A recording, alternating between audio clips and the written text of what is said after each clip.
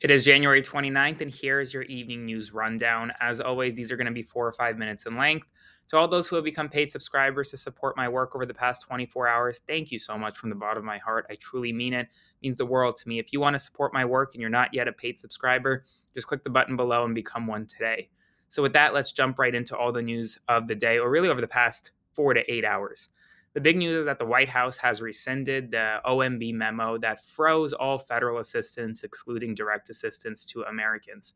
After this freeze, after the White House rescinded the memo, a federal judge issued an injunction, essentially doubling down, saying that the press secretary was trying to cause confusion with a statement saying that federal funding will still be frozen. He put a complete injunction on any freeze of federal assistance, whether direct or non direct. So, that is frozen. The Trump administration has essentially caved and been forced to back down by the federal judge. Meanwhile, former Senator Bob Menendez has been sentenced to 11 years in federal prison.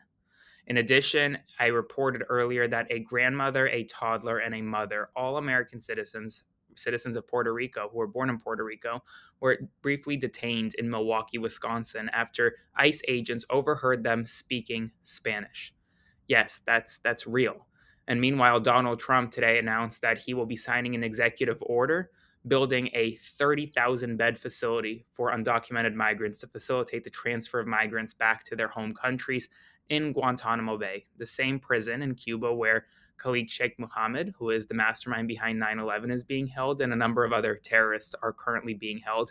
These are enemy combatants. The migrants, obviously, are completely different from those currently being held in the facility. And there was a extreme push to close Guantanamo Bay before Donald Trump took office.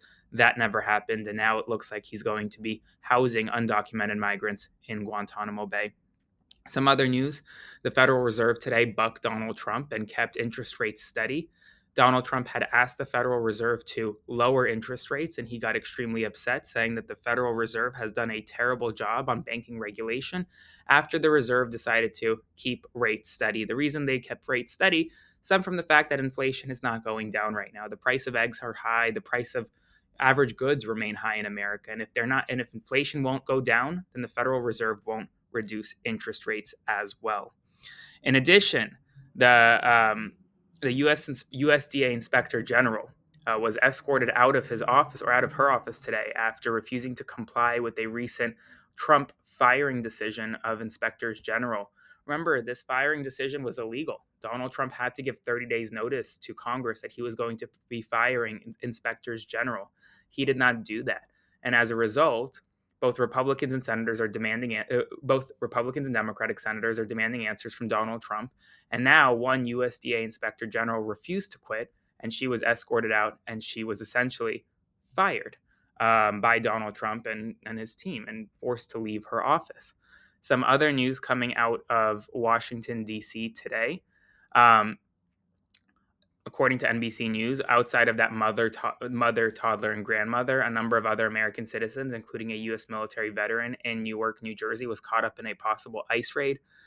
Pete Hegseth, the Secretary of Defense, has revoked General Mark Milley's security detail and security clearance, and is even looking to possibly strip Mark Milley, who is a 4-star general, of one of those stars and strip him to 3 stars. Mark Milley obviously was a former chairman of the Joint Chiefs of Staff, was preemptively pardoned by President Biden, and has stood up against Donald Trump repeatedly throughout his career. So, folks, this is all the news thus far. I mean, it's been a very busy news day, lots of chaos, lots of confusion. On a personal note, I want to say thank you to all those who have become paid subscribers to support my work. If you want to do that, click the button below, comment below, and let me know what you think. Would love to hear your thoughts and your feedback on this type of content. Maybe I'll have another post out tomorrow or tonight, but most likely I'll be back here tomorrow morning with the morning news update. So, as always, comment below, let me know what you think, and see you guys in the morning.